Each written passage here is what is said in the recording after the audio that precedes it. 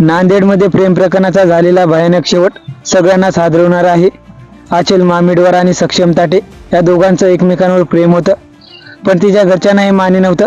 अखेर आचलचे पिता आणि 2 भाऊ यांनी मिळून सक्षमची गोळ्या झाडून हत्या केली. त्याच्या डोक्यात दगड घातला.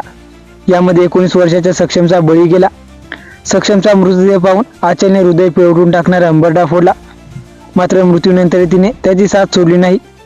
आचलने सर्वांसमोर सक्षमच्या मृतदेहाशी लग्न केलं आणि त्याची पत्नी बनली. माझ्या सक्षमला मारणाऱ्यांना फाशी द्या म्हणत ती अश्रू ढाळू लागली. नांदेडमध्ये घडलेल्या घटनेने सर्वच हादरले असून सक्षमच्या कुटुंबियांचा आचलचा आक्रोश पाहून कोणाच्या डोळ्यात पाणी येईल. मात्र या सर्व दरम्यान सक्षमच्या आईने एक मोठा निर्णय घेतला.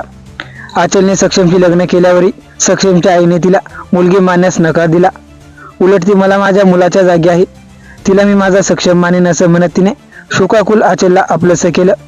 तर दुसरीकडे आचल हिने तिचे वडील आणि 2 भावांविरोधात पोलिसात साक्ष दिली असून सक्षमच्या मारेकऱ्यांना फाशी द्या अशीच मागणी केली आहे.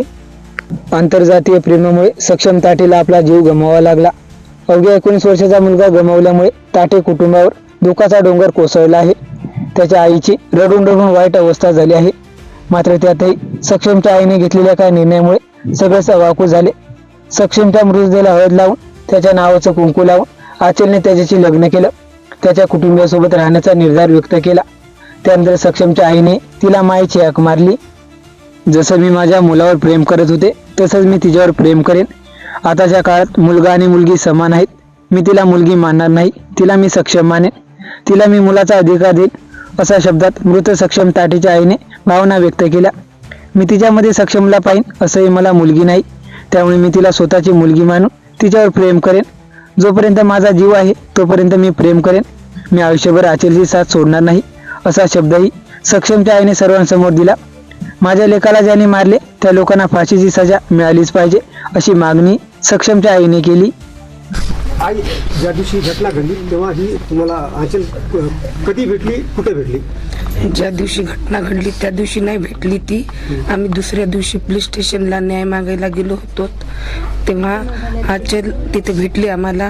मी पोलीसच्या ताब्यात असतानाही तिनं माझ्या गळ्याला पडली आणि ती म्हणाली की मी तुमच्या सोबतच येईल आणि मी तिला माझ्यासोबत घेऊन आले.